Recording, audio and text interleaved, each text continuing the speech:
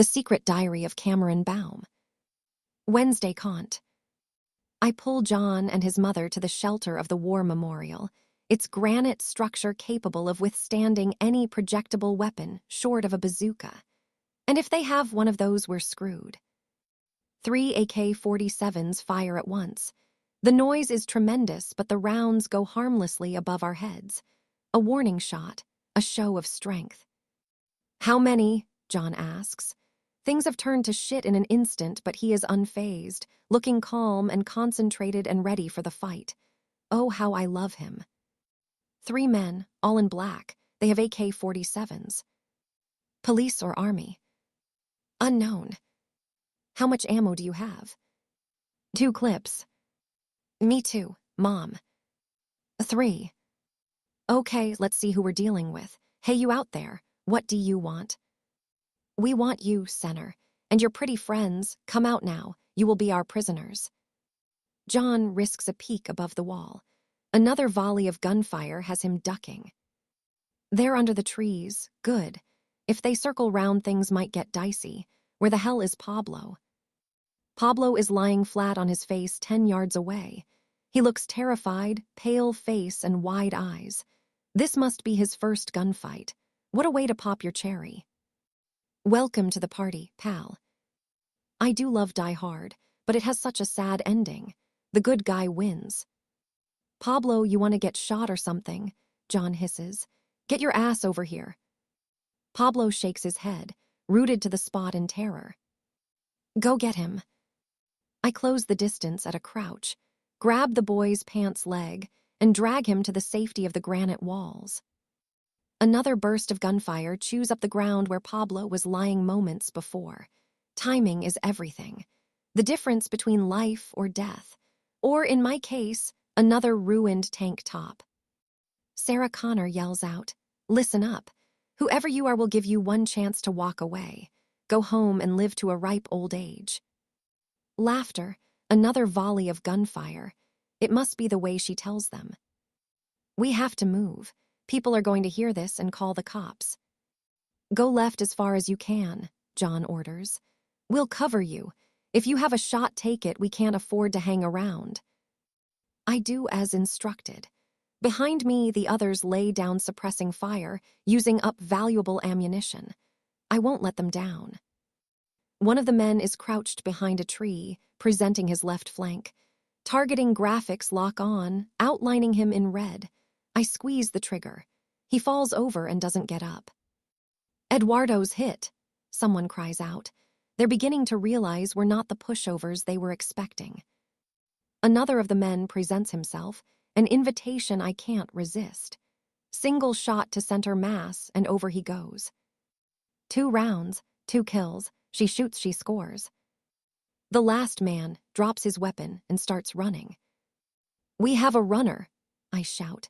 Targeting graphics seek him out as he dodges round the trees, but I don't have a clear shot. Leave him, he's mine. John vaults the granite wall and sets off in pursuit. He's putting himself in danger. My heart would be in my mouth, if I had a heart. The race is short and one-sided. Bad guy, large yet slow and ponderous, probably smells. John, slim yet agile and fast, totally dreamy. I know where I'd place my money. John leaps on the fleeing man, and the two tumble over and over in the pine straw. By the time Sarah Connor and I arrive, the fight is over. The larger man has his hands up and is yelling, "No Moz, no Moz," at the top of his lungs. You speak English? Si, I mean yes. Who are you? Why were you shooting at us? I am Marco. A man called Jose paid me $1,000 to kidnap you. Do we know a Jose? Hey, Pablo, you do business with a Jose. Pablo shakes his head no. He still looks a little shell-shocked, and my dragging him across the ground has ripped a gaping hole in his pants. He has tiny panda bears on his boxers. Kinky. What about your friends? Friends. The men we just shot. They're not friends. I meet them today. Same deal as me. $1,000 to bring you in. Do you even know who we are? Marco shrugs. We were told to kidnap 3 gringos, a man and 2 women, in the park at noon.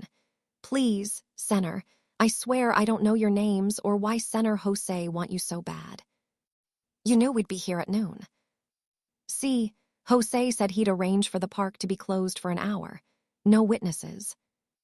John turns and grabs the front of Pablo's shirt, ripping it slightly. Oh dear, pants now shirt. He'll need a new outfit. You set us up, you little punk. No, I swear. Who else did you tell about us? Just my brother. Where's he? At work. He owns a printing business. It's how we make the fake IDs. Could he have told anyone? Think hard. I don't know, Pablo confesses miserably. You have a cell phone. Call him, do it now, and speak English. Pablo fumbles a cell phone with trembling hands. Hello, yeah, it's me. No, fine. Listen, did you tell anyone about the meeting? Yes, in the park. What? Why didn't you say something? No, everything's fine. Okay, yes, gotta go. Pablo ends the call. Well, he say a woman ring him last night asking about the fake IDs. He thought it was you, so he said be ready noon today. What woman possibly knows who we are and why we're here? John muses. My money's on that bitch from the diner with the tight buns who walks like a whore. Can't wait to take her down. Shit, the receptionist from the clinic. You told her your name yesterday. She probably did a little research, found out there's a bounty on our heads and decided to cash in. I bet this Jose character is related somehow, maybe a husband or brother. Oh dear, I was way off base. I did not see that one coming. Marco leads us to his transport, a large black van with tinted windows and benches in back for 6 people. We put him in the back along with the dead shooters, who we tuck under the benches. No need to be untidy even if you're dead. He isn't happy at sharing space with corpses, probably afraid of ghosts. Where are you meant to take us? A disused factory on the outskirts. You didn't have to check in when the job's done. Radio silence. Jose didn't want a phone trail. We set off. During the drive, Marco spills his guts. Not literally, of course. No, that would be gross and smell so bad. All his life, Marco has exploited his intimidating size 6'3" and 200 pounds to gain employment. As a nightclub bouncer, a security guard, and latterly as hired muscle for a loan shark business. He served a little time, mostly in the county slammer, not the big house, as he calls it. This job was meant to be easy money, a few hours out of his day. He's supposed to take his kids to the movies tonight. Zootopia. Awa, little Judy Hopps, she's so adorable. The factory is where he said it would be, on the edge of town with its own entrance road off the main highway. It looks abandoned and been that way for some time. There's a large for-lease sign by the main gate. No takers. It's the economy, stupid. How many inside? 4, Jose, 2 Mexican friends of his, and an Americano named Buck. An American, what's he do? He give us the guns. I tell him, please, Senator, I never use automatic weapons before. He laugh and call me a stupid spick dipshit. Sounds quite the gentleman. Describe Jose. Mid-40s, fat, very fat, balding. Not a looker, huh? No, sir. He has money and gives the orders. Ever hear him talk to a woman? Maybe mention a name. No, sir. I don't like it here. That Buck. He crazy. He shoot all the guns off for no reason, then whoop and holler like a madman. Sounds like a typical American to me. What's inside the building? Nothing really. Table, chairs, crates for the guns, a cage. Whoa, a cage. What's that for? Us, I'd imagine, Sarah Connor suggests grimly. It has cots and a chemical toilet, Marco adds. Food and bottled water, it not look so bad. A cage is still a cage. And how many cots? 4, I think. So they know about Daniel. Someone's gone to a lot of trouble to bait the hook. It's gonna be so sweet when we shove it down their throats. We drive into the factory grounds and park 30 yards shy of the main building. The lot is huge, big enough for an entire workforce, if the jobs hadn't already been exported overseas. Dough. See if we can't pick off one from the herd. Get a heads up for what's going on in there, John explains, turning off the engine. A door in the side of the building opens and a man steps out. He's wearing cowboy boots, jeans, and a khaki army surplus jacket. His hair is blonde and swept back, with long, whiskery sideburns that reach his chin. We don't need Marco to confirm this is Buck, the crazy Americano. Buck has a AK-47 slung across his shoulder, but his casual saunter towards us suggests he believes nothing has gone awry, that everything is hunky as well as dory. It'll be a nice surprise for him. He taps the window with his knuckles. I roll the glass down, grab his jacket, and drag him so he is half in and half out, legs kicking fruitlessly in thin air. See what I mean about nice surprise? Buck struggles until John waves a pistol in his face. Yell for help and you're dead. Buck is a pragmatist. Once he sees we have the upper hand, he agrees to cooperate. He's from Texas originally, born and bred, he tells us in a lilting drawl. As an ex-soldier, he's now plying his trade as a freelance. His role here is to provide the weapons. He was summoned yesterday by phone and drove all night from Houston, where he was tupping an Air France stewardess. What is tupping? I ask. He leers, eyes raking my chest. I was slipping her the all-Texas puntickler, little lady, and she was enjoying it mightily fine, till business intervened and I was forced to bid her adieu. Before I can ask what a puntickler is, Sarah Connor says, how many left in the Buiding? 3, 2 tough-ass Mexicans who don't speak a de English, and a fat a-hole named Jose. He's the one in charge. He thinks he is, but it don't sit well with me. He ain't leadership material. I hear him talking on the phone, real respectful like. Could be he has a higher-up calling the shots. What were they talking about? Not a clue. I told you I don't speak it Mexicano. What are the 2 Mexicans here for? They hauled a big-ass steel cage here from somewhere or other. Kind of thing you'd keep a bunch of monkeys in. It's meant for us. Yeah, well, howdy, if you ain't the purtiest monkey I ever did see. He winks at me. I believe he thinks this is charming. He is mistaken. They have weapons. Oh, yeah, paid top dollar for the privilege. All Buck don't disappoint a paying customer. Or a pretty lady, he adds with another wink in my direction. We bind his wrists and stow him in the back with Marco and the dead men. He gives no sign he minds their company. Instead, he grins at us and says cheerily, "Happy spick hunting, folks." Buck is the kind of American you wish wasn't. We leave the van and cross the lot at a medium pace. Nice and steady, John whispers. We still have the element of surprise. Maybe no one else has to get hurt. The door opens and a fat man steps out. Jose. He sees us and realizes what's happened. He hurries inside and we hear the sound of a heavy bolt being drawn across the door. So much for the element of surprise. We run for the shelter of the building, and not a moment too soon. The glass windows shatter as 2 AK-47s spray the lot with bullets. Cover me. I'm going round the back to make sure they can't get out that way, Sarah Connor states emphatically. She's not one to argue with in this mood. John and I empty our clips through the shattered windows, while she disappears round the corner. I'm down to my last clip. You. Same. Need to get this done quickly. We edge along the wall. At the very end of the building is a loading bay with tall metal doors designed to slide on rails. John shoulders a gap, and we slip inside. The interior of the loading bay is bare cinder block. Some vandal has enlivened the monochrome surface by spray painting the wall with graffiti. In large fluorescent block letters is written, "Mary Lou is a slut." Poor Mary Lou. Wherever she is, I bet her ears are burning. There's a door in the wall, possibly a way into the main building. It's locked. John kneels down and peers through the keyhole. "I see them," he whispers. He turns and draws a diagram on the floor, his finger tracing an outline in the dust. One shooter is here, the other over here by the window. The fat guy is crouched behind some crates right in the middle. We go in hard and fast. We can't waste time and risk them calling for reinforcements. Do I have permission to kill?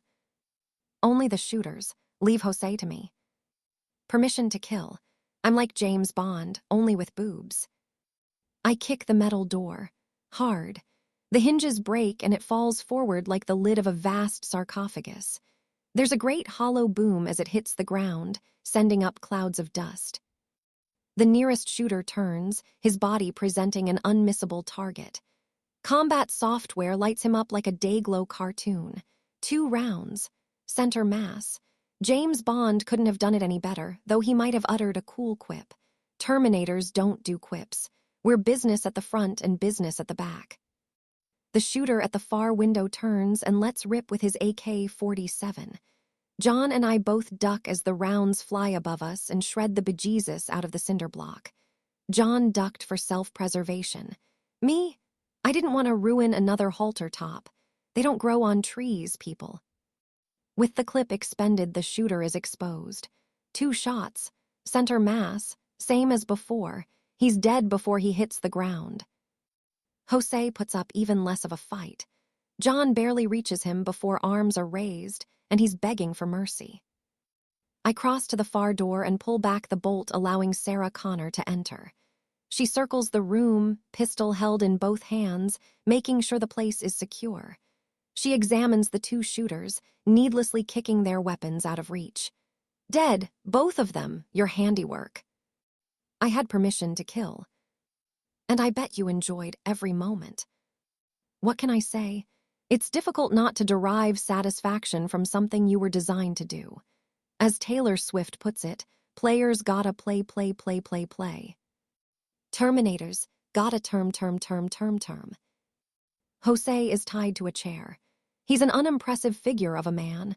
Fat, balding, dressed in dark slacks and a white shirt that's sodden with sweat. He reeks of fear and desperation.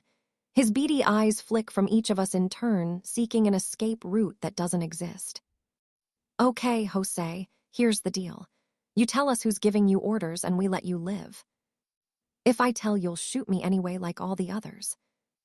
Not all the others. Marco and Buck are still alive. They're right outside. I don't believe you. John turns to me and says, go bring the other 2 in here. I drag Marco and the American Buck from the back of the van. Buck smiles and says, why thank you kindly, little lady. It was getting a mite stuffy in there, if you catch my drift. You got a smoke on you by any chance? No. Then how about a little kiss for the all-buckaroo? How about a bullet in the head for the all-buckaroo? He declines my offer. Once in the building, Marco and Jose begin talking in rapid Spanish, blissfully unaware we can understand every word. You fool, you were supposed to capture them, not the other way round. It was the girl. She shoot the others. She's a she-devil. She-devil? What happened to Ninja? She shoot my men also. She's most likely Mossad. Mossad, I'm an Israeli secret agent now. Oy vey. What do we do? They're going to kill us. Shut up and let me think. These are stupid Americans. Their arrogance will be their downfall. You do realize we can understand everything you're saying.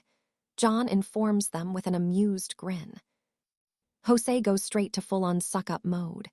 I am so sorry, sir. Please forgive me. I meant nothing by it. And Olga here isn't Mossad. She's ex-KGB. Say something in Russian, Olga. Mnya and iravidite esya yelesta yerikapu esta un albeyeda. Hear that? Olga said she'd very much like to wear your balls as earrings. I said nothing of the sort. Yuwa. So you're gonna cough up a name, or I hand Olga a pair of pliers and let her design some new jewelry. Perspiration is pouring from Jose at such a rate that he resembles a human-shaped faucet. He needs to be careful not to dehydrate, or he'll dry out like a husk and blow away in the wind. If I tell you, will you let me go? We'll let you live. No one said anything about letting you go. The fat man takes a deep breath. He's in a bind and he knows it. He has no leverage and there's no help on the way. He exhales and seems to make up his mind. He's going to do it. He's going to tell us the name of the person behind our attempted kidnap. Dr. Roberto Gonzalez. I can't believe it, Roberto. We've known him for years.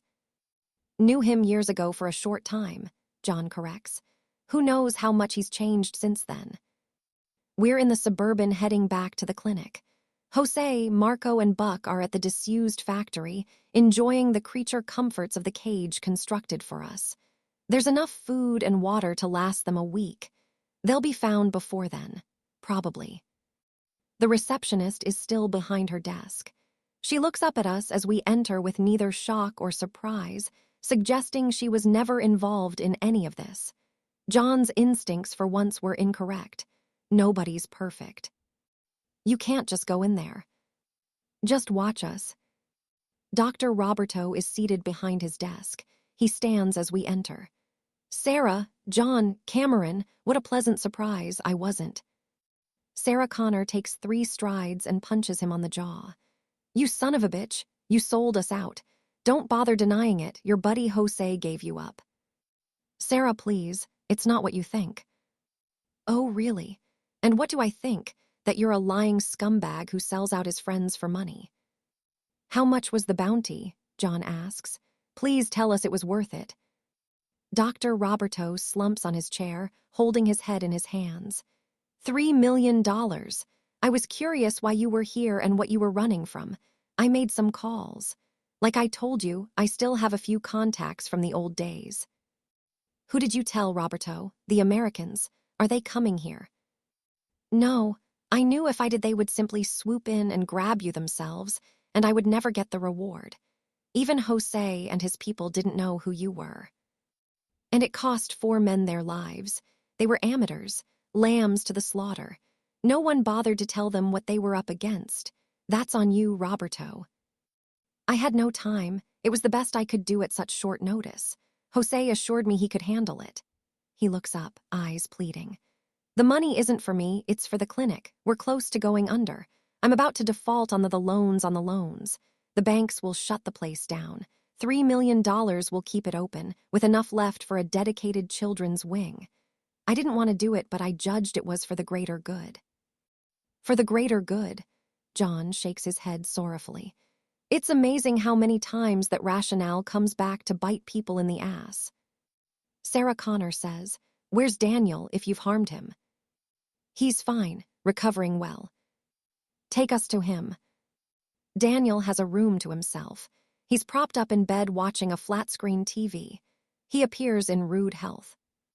Hey, guys, check it out. Rick and Morty dubbed in Spanish. It's even weirder than usual. How are you feeling? Way better. For all his flaws, Roberto is a conscientious doctor. He fusses around taking various readings. Pulse strong and steady, blood pressure normal. How is your hand? Still a little sore. It will pass. Keep the dressing dry.